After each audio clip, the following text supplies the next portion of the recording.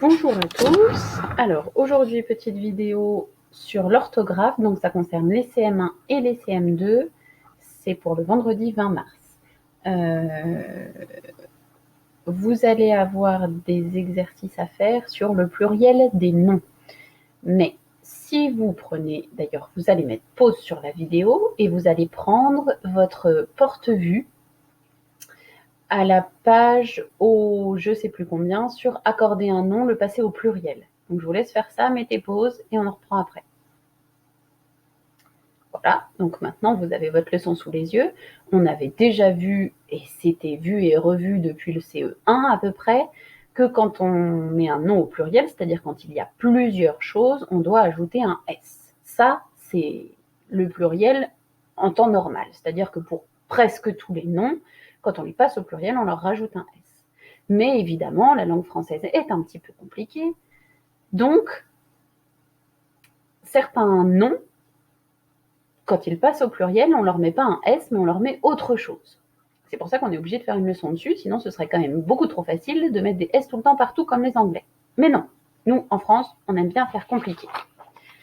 Donc, en général, je répète, c'est toujours un S. Et là, on va voir le cas de certains noms dans lesquels il va falloir faire attention. Donc, aujourd'hui, deux catégories de noms. On a d'abord les noms en OU, ceux qui se terminent par OU. Si on avait été en classe, je vous aurais demandé à tous de lever la main et de me donner des noms qui finissent par OU. Comme on n'est pas en classe et que vous n'allez pas pouvoir m'aider, je me suis creusé la tête et j'en ai trouvé quelques-uns. Alors, la règle pour les noms en OU, donc j'ai le fou, le clou, le trou, un sou, un tabou. J'en ai pas trouvé d'autres, mais on va y arriver. La règle pour les noms en OU, c'est la même que pour tous les autres, c'est-à-dire S. Donc, au pluriel, pour les noms en OU, c'est S. D'accord? On voit pas bien mon S, mais bon. Pour les noms en OU, c'est toujours S. Donc, si je mets les fous, je leur mets un S. Les clous, je leur mets un S. Les trous, S. Des sous, S. Et des tabous, S. D'accord? Vous voyez rien avec ce stylo. Décidément, faut que j'arrête de l'utiliser, celui-là. Donc, à chaque fois, on met un S avec les noms en OU. C'est la même règle que pour tous les autres noms. Alors, vous allez me dire, pourquoi tu nous en parles, maîtresse, si c'est comme tous les autres? Ah oui, évidemment. Je vous en parle parce qu'il y a des exceptions. Sur les noms en OU, il y en a 7. 7 noms en OU où on ne va pas mettre un S, mais on va mettre un X pour les 7 exceptions. Ces 7 exceptions, elles sont sur la petite feuille de leçon que vous devez avoir dans votre pochette normalement. Elles sont notées sur la feuille de leçon et il faut les connaître par cœur. Alors, je vais vous les lire. C'est bijou, chou, caillou, genou, hibou, joujou, pou. D'accord? Donc, ces 7-là, il faut les connaître par cœur parce que quand vous les rencontrez, vous devez vous dire « Ouh, ding, ding, ding, c'est une exception, je ne dois pas mettre un S, je dois mettre un X. » D'accord? Voilà. Donc ça, c'est à retenir, à apprendre par cœur. Il n'y a pas de méthode pour réussir, c'est juste qu'il faut savoir par cœur. D'accord? Et on va voir maintenant une autre particularité, d'accord? Des noms qui se finissent par E ou O. Et eux, ils ne font pas leur pluriel du tout comme les autres. Eux, ils font tous, donc j'ai trouvé plein d'exemples, ils font tous leur pluriel en X.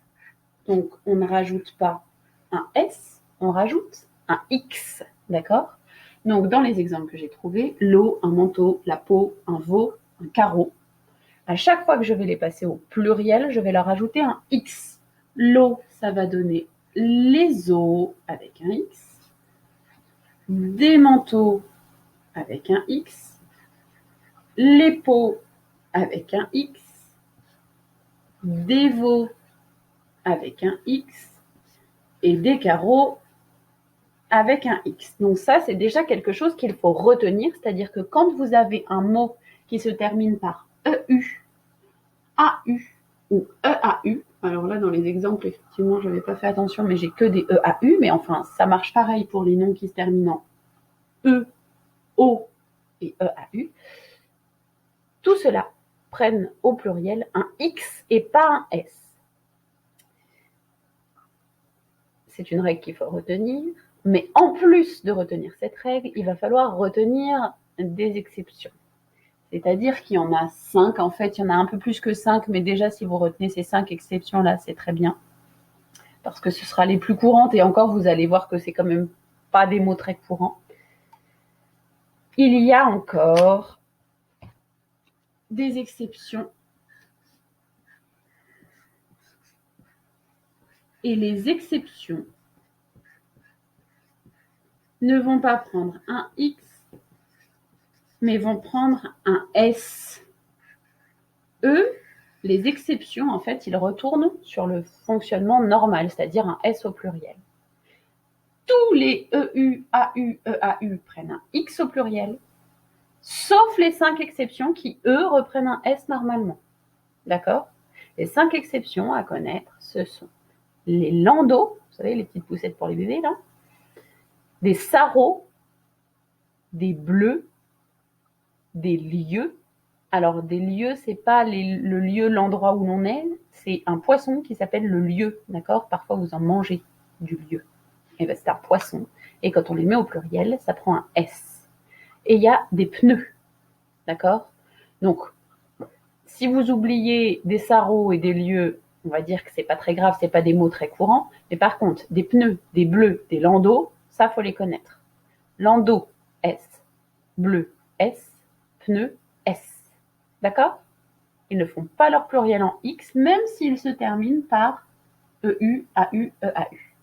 C'est les 3 exceptions à connaître vraiment par cœur, et puis 5 si vous pouvez, c'est encore mieux. Voilà. Bon, rien de bien compliqué, il faut juste apprendre par cœur. Je vous laisse coller votre leçon et je vous laisse évidemment l'apprendre. Bon courage pour les exercices et n'hésitez pas à m'appeler. Au revoir.